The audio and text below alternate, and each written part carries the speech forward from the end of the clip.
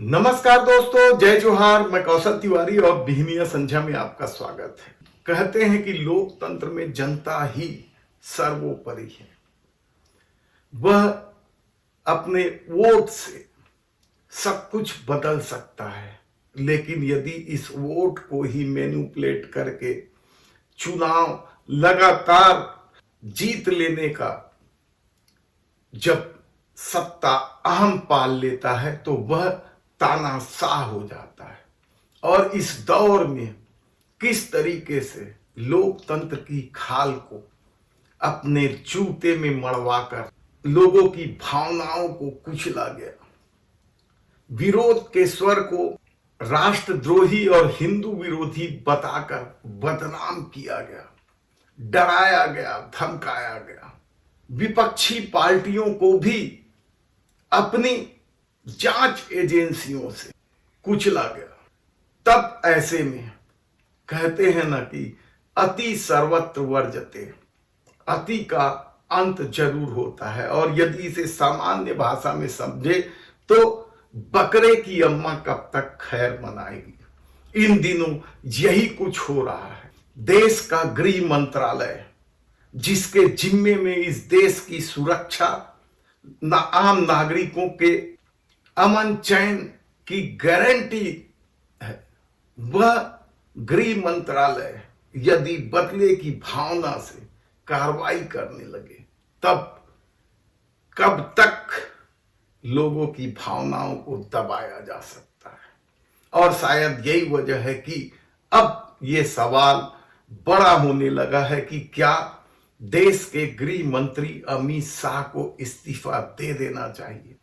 तब आज वीडियो के अंत तक बने रहिए। हम आपको बताएंगे कि कैसे छत्तीसगढ़ जैसे शांत प्रदेश में भी अमित शाह के इस्तीफे की मांग सड़कों से उठने लगी है। कैसे हर राज्य से एक ही आवाज उठ रही है, अति सर्वत्र वर्जते, बकरे की अम्मा कब तक खैर मनाएगी। संसद से लेकर सड़क तक उठते इस आवाज की वजह क्या है, बात कहां से शुरू की जाए। क्या मणिपुर से, जिसे संभालने में गृह मंत्रालय पूरी तरीके से नाकाम रहा है। किस तरीके से मणिपुर जल रहा था, किस तरीके से सैनिकों की विधवाओं के को नंगा सड़कों पर घुमाया जा रहा था, किस तरीके से डबल इंजन की सरकार बैठने के बावजूद सत्ता का खेल खेला जा। मणिपुर को लेकर तो पूरी दुनिया में भारत की थू थू हुई थी, लेकिन देश के प्रधानमंत्री को वहां जाने की फुर्सत नहीं थी। वे चुनाव प्रचार करते रहे, रैलियां आयोजित करते रहे, मोदी मोदी के नारों से आत्ममुग्ध करते रहे, लेकिन मणिपुर जाने की जहमत आज तक नहीं उठाई गई है। भले ही इस मामले में निशाने में देश के प्रधानमंत्री नरेंद्र मोदी रहे हों, लेकिन वो को मालूम है कि गृह मंत्रालय अमित शाह के पास है और वहां जो कुछ हो रहा है क्या उनके इशारे पर हो रहा था, कहना बड़ा मुश्किल है। लेकिन मणिपुर में अमित शाह बुरी तरीके से फेल हुए थे। तब क्या बात विरोधियों को कुचलने, जांच एजेंसियों के सहारा लेने की करनी चाहिए कि किस तरीके से देश भर में विपक्षी पार्टियों के नेताओं को ईडी, सीबीआई, इनकम टैक्स सहित दूसरी जांच एजेंसियों का डर दिखाकर पार्टी में शामिल करवाया गया, पार्टी के लिए समर्थन हासिल किया गया। किस तरीके से पार्टियां तोड़ी गई यह किसी से छिपा नहीं है। और हद तो तब हो गई जब जिन नेताओं पर भारतीय जनता पार्टी या खुद अमित शाह आरोप लगाते नहीं थकते थे, उन लोगों को भारतीय जनता पार्टी में प्रवेश दिया गया और क्लीन चिट तक दिया गया। लेकिन लोग भूले नहीं हैं और शायद यही वजह है कि जब, और यही नहीं, विरोधियों को डराने के लिए पेगासस जैसे जासूसी उपकरण का सहारा लिया गया। भले ही सुप्रीम कोर्ट ने राष्ट्रहित का हवाला देते हुए इस मामले को बंद कर दिया हो, लेकिन सच तो यह है कि विरोधियों को निपटाने का यह खेल बखूबी खेला गया और इसका खुलासा होने के बाद इस्तीफा तो अमित शाह का तभी हो जाना था। और किसान आंदोलन को कोई कैसे भूल सकता है कि किस तरीके से दुश्मनों की तरह व्यवहार किया गया।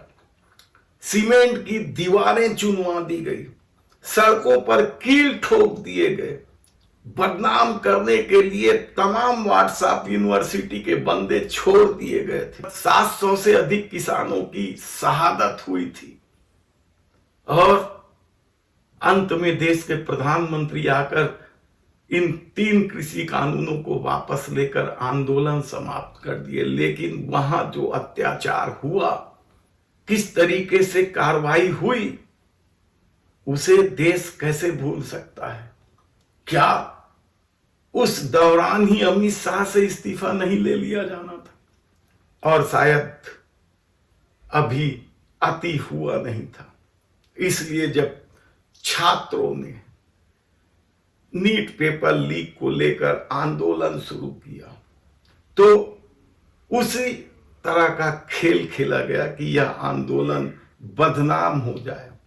विदेशों से फंड आने की बात कही गई, काकरोचों को पैरों तले कुचल देने का अभियान चलाया गया, सोशल मीडिया में बदनाम करने का खेल आज भी जारी है। और किस तरीके से उन छात्रों पर पैलेट गन का इस्तेमाल किया गया, आप कल्पना कर सकते हैं कि देश के प्रधानमंत्री ने कभी कांग्रेस सरकार के दौरान हुई लाठीचार्ज पर क्या कहा था, पहले वह सुन लीजिए। निर्दोष माताओं बहनों पर लाठियां बरसाई जाए और भ्रष्टाचार के खिलाफ लड़ाई है तो सरकार में जितने लोग होते हैं सबको परेशानी होनी चाहिए। जो भी सरकार में है सब डरने चाहिए भ्रष्टाचार से। क्या कारण है? हम नहीं डर रहे हैं और वो डर रहे हैं। कारण क्या है? और डॉक्टर मनमोहन सिंह जी, ये बात अब देश मानने को तैयार नहीं है कि आप इसमें कहीं नहीं हो। ये सारे जुल्म आपके प्रधानमंत्री पद के नीचे हुए हैं। आप सीधे सीधे जिम्मेवार हो मित्रों, आप सीधे सीधे जिम्मेवार हो। और दिल्ली में पुलिस मनमोहन सिंह जी के अंडर में है, शीला दीक्षित के अंडर में नहीं है। ये जुल्म दिल्ली की सल्तनत ने किया है। डॉक्टर मनमोहन सिंह जी, ये आपका भोला भाला चेहरा हर संकट के समय कह देना कि मुझे मालूम नहीं, मुझे पता नहीं, मैं जानता नहीं, ये बचने के खेल अब ये देश माफ नहीं करेगा। आप पूरी तरह जिम्मेवार हो, ये जुल्म के लिए आप जिम्मेवार हो। और प्रधानमंत्री पद पर बैठे हो तो अपनी हैसियत के दर्शन कराइए, हमें अपनी ताकत का परिचय करवाइए। अगर आप इसमें नहीं हैं तो देश की इच्छाओं का जवाब दीजिए। भाइयों बहनों, इतिहास का ये काला दिन है, बड़ा भयंकर दिवस है। देश कभी इसको माफ नहीं कर सकता है। और इसलिए मैं आज आपसे प्रार्थना करता हूं, विकास के साथ साथ मूल्यों का जतन भी होना चाहिए। विकास के साथ साथ आम आदमी की आशा आकांक्षाओं को भी सुरक्षित करना चाहिए। और उसी मार्ग पर चलने का हमने प्रामाणिक प्रयास किया है। मुझे आपके आशीर्वाद चाहिए और इस लड़ाई को साथ चाहिए। ये देश जुल्म के सामने झुकना नहीं चाहिए।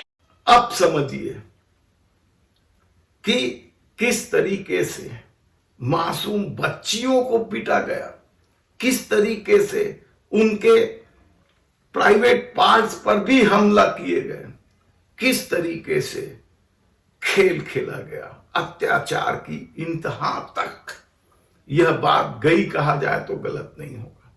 तब ऐसे में क्या अमित शाह का इस्तीफा अब नहीं होना चाहिए? हालांकि कांग्रेस इस बात पर अड़ी हुई है, कांग्रेस अब भी कह रही है कि वे संसद में अमित शाह के इस्तीफे की मांग उठाएंगे। देश के विभिन्न कोनों से अब भी अमित शाह के इस्तीफे की मांग उठ रही है। छत्तीसगढ़ जैसा शांत प्रदेश, जहां लोग जियो और जीने दो की संस्कृति को आत्मसात किए रहते हैं, वहां भी अब इस पुलिस या बर्बरता को लेकर आंदोलन चल रहा है। अमित शाह के इस्तीफे को लेकर आंदोलन चल रहा है। लोग क्या क्या नहीं बोल रहे हैं। दोस्त याद रखना कि समय बदलता जरूर है, सत्ता बदलती जरूर है, सारी चीजें बदलेंगी, सब याद रखा जाएगा और बदला भी लिया जाएगा, ये याद रखना आपको। रायपुर के अंदर 155 बच्चों को रोजगार मिल रहा था। हम लोगों ने आंदोलन किया था, सरकार मजबूर हुई और सरकार ने घोषणा करके पेपर करवाया, एग्जाम करवाया, भर्ती की प्रक्रिया की। भर्ती की प्रक्रिया करने के बाद क्या होता है, सरकार ने 4 दिन पहले उसको कैंसिल कर दिया भर्ती, और भर्ती को कैंसिल कराकर अब बोल रहे हैं कि समायोजन करके हम टीचर लाएंगे। ये भाजपा आरएसएस के लोग अपने परिवार के लोगों को, चाहे वो डॉक्टरी के लिए हो, इंजीनियरिंग के लिए हो, टीचर के लिए हो, हर सरकारी नौकरी में अपने परिवार के लोगों को घुसाने का रास्ता बना के रखे, पेपर लीक और इस प्रकार से लीकेज के मामलों को।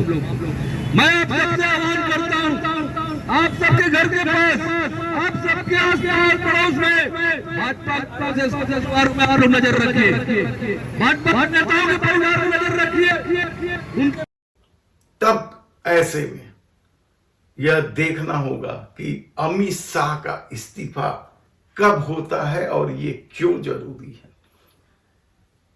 यदि आपको भी लगता है कि अमित शाह का इस्तीफा होना चाहिए, सत्ता के अहंकार टूटना चाहिए, तो आप अपनी राय कमेंट्स बॉक्स पर जरूर दीजिए। यदि आपने हमारे चैनल को सब्सक्राइब नहीं किया तो प्लीज सब्सक्राइब कर लीजिए, बेल आइकन का बटन दबा दीजिए।